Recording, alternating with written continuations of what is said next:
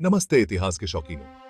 आज चलिए ताजमहल के कुछ छुपे हुए राज खोलते हैं जो दुनिया के सबसे मशहूर इमारतों में से एक है। हम सब ताजमहल को प्यार के निशान के तौर पर जानते हैं, लेकिन क्या आपको मालूम है कि इसके काले संगमरमर के जोड़े के बारे में भी एक किंवदंती है? जी हाँ, ऐसा माना जाता है कि ताजमहल बनाने वाले शाहजहां यमुना नदी के उस पार अपने लिए भी एक काले संगमरमर का मकबरा बनवाना चाहते थे।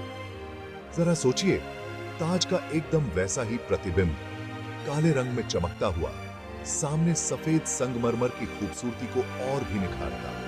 अफसोस कि यह ख्वाब पूरा नहीं हो पाया, शायद इसलिए क्योंकि शाहजहां को उनके ही बेटे औरंगजेब ने कैद कर लिया था।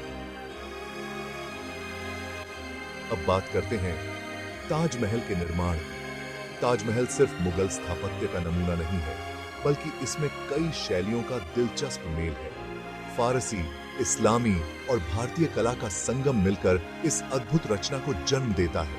मिसाल के तौर पर वो बड़ा प्याज के आकार का गुंबद और पतली मीनारें खास तौर पर इस्लामी हैं। नाजुक फूलों के पैटर्न और सुंदर लिखावट फारसी कलाकारी दिखाते हैं। वहीं संगमरमर में कीमती पत्थरों का जड़ाई का काम भारतीय शिल्पकला की पहचान है। लेकिन रुकिए, अभी और है। ताजमहल को इतनी सटीकता से बनाया गया है कि इसमें देखने के कोण से बदलने वाले दृश्यों का भी फायदा उठाया गया है। क्या आपने कभी गौर किया है कि गेट से देखने पर मीनारें बिल्कुल सीधी खड़ी दिखती हैं, लेकिन असल में वो थोड़ी सी बाहर की तरफ झुकी हैं?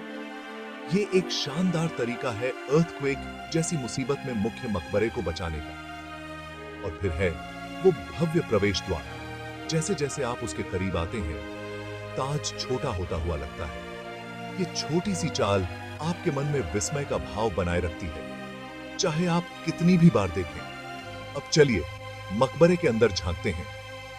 मुमताज महल और शाहजहां की कब्रें बारीकी से सजाई गई हैं, लेकिन क्या आपको पता है कि ये असली कब्रें नहीं हैं?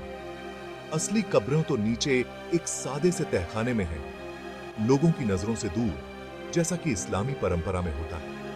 तो अगली बार जब भी आप ताजमहल के बारे में सोचें, तो याद रखिएगा कि यह सिर्फ एक खूबसूरत इमारत नहीं, बल्कि सीक्रेट्सों, किंवदंतियों और अद्भुत कारीगरी से भरा हुआ एक स्मारक है। यही छुपी हुई कहानियां इसके शाश्वत जादू और सांस्कृतिक महत्व को बढ़ाती हैं।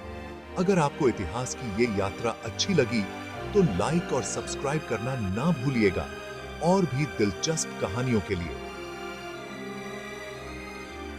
तिन्ही के लिए शुक्रिया।